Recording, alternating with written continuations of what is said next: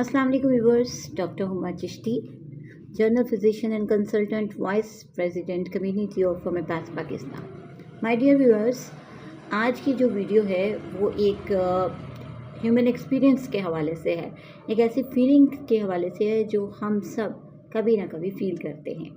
मैं आज बात करूंगी इस हवाले से कि हम सम टाइम ऐसा होता है, बल्कि आपके साथ भी ऐसा होता होगा, आपको लगा होगा कि जैसे आपने ये मंज़र पहले भी कभी देखा हो, या किसी जगह को जहाँ से आप गुज़र रहे हैं, इस जगह से आप पहले भी कहीं गुज़रे हों। इस तरह की जो है वो सिचुएशन डेफ़िनेटली आपने भी फ़ेस की होगी। आज इसी सिचुएशन के हवाले से आपको गाइडलाइन दूँगी, इन्फॉर्मेशन दूँगी कि ये क्या चीज़ है। ये जो पर्टिकुलर फिनोमिना है कि जिसको हम फ़ेस करते हैं और हमें ऐसे लगता है कि ये मंज़र मैंने पहले भी कहीं देखा है, या ये वाक़या पहले भी रूनुमा हुआ है, इसे डीजा वू कहते हैं। मेडिकल पॉइंट ऑफ व्यू से इसको डीजा वू कहते हैं। माय डियर व्यूअर्स, तो आपको बताती चलूँ, डीजा वू जो है वो मेमोरी इल्यूजन है, हमारी याददाश्त का एक धोखा है। और आपको ये बताती चलूँ, ये जो प्रोसेस है या ये जो फीलिंग है मोस्टली यंग पर्सन्स में ज़्यादा देखने में आती है। इस पर्टिकुलर प्रॉब्लम नहीं, बल्कि यूँ कह लीजिए इस कैफ़ियत का जो ताल्लुक़ है ब्रेन के कुछ हिस्सों के साथ है, जिसे टेम्पोरल लोब कहा जाता है। और इसके अलावा हिप्पोकैम्पस वो जगह है कि जहाँ पर ये चीज़ होती है। और होता क्या है, हिप्पोकैम्पस या टेम्पोरल लोब में जो हमारे पॉइंट्स मौजूद हैं, वो ऐसा फ़ील करते हैं जब यानी ऐसा महसूस करते हैं कि ये जगह पहले भी कहीं देखी, यानी ये गलती उनको लगती है कि जैसा ये मंज़र कभी पहले भी देखा है, तो तब ऐसा होता है कि ये सिचुएशन सामने आती है।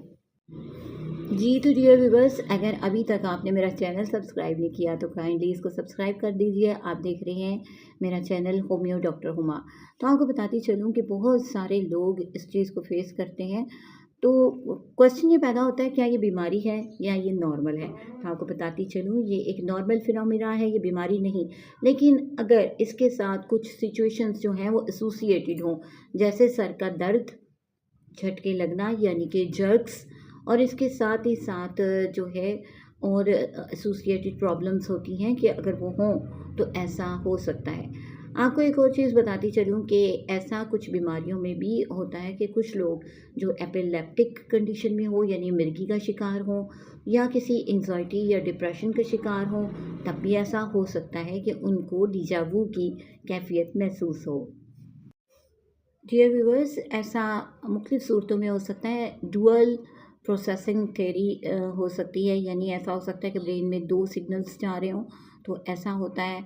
फिर मेमोरी रिकॉल एरर हो सकती है कि रिकॉल में जो है कुछ प्रॉब्लम आती है, यानी आप दोहरा रहे हैं अपने माइंड में कोई चीज़ें, तो उसमें जो है वो प्रॉपर तौर पे आप रिपीट नहीं कर पाते जब, तो ऐसा होता है। इसके अलावा एक और चीज़ होती है जिसे न्यूरोलॉजिकल मिसफायर कहा जाता है। तो ये चीज़ें होती हैं कि जिनकी वजह से डीजा वू की कंडीशन पैदा होती है। माय डियर व्यूअर्स, अब क्वेश्चन ये पैदा होता है कि हमारी होम्योपैथी इस सिलसिले में क्या कहती है। तो आपको ये बताती चलूँ, होम्योपैथी बहुत ही बेहतरीन किस्म का रोल प्ले करती है। इसमें हमारी मेडिसिन एनाकार्डियम है जो बहुत अच्छा रोल प्ले करती है। इसके अलावा जो हमारी मेडिसिन है लैक्सस कैनाबिस इंडिका बहुत अच्छा काम करती है। उसके अलावा और भी मेडिसिन हैं जो इस सिलसिले में कारगर साबित होती हैं, लेकिन according to sign and symptom जब हम मेडिसिन देते हैं तो डेफिनेटली पेशेंट जो है वो क्योर कर। डियर व्यूअर्स, इसमें आपको बताते चलूँ क्या होता है कि आप किस तरह इससे एहतियाती तदाबीर इस्तेमाल करते हुए इससे आप अवॉइड कर सकते हैं। उसमें स्ट्रेस मैनेजमेंट बहुत ज़्यादा इम्पोर्टेंस की हामिल है। अपनी नींद का पूरा करना बहुत ही ज़रूरी है।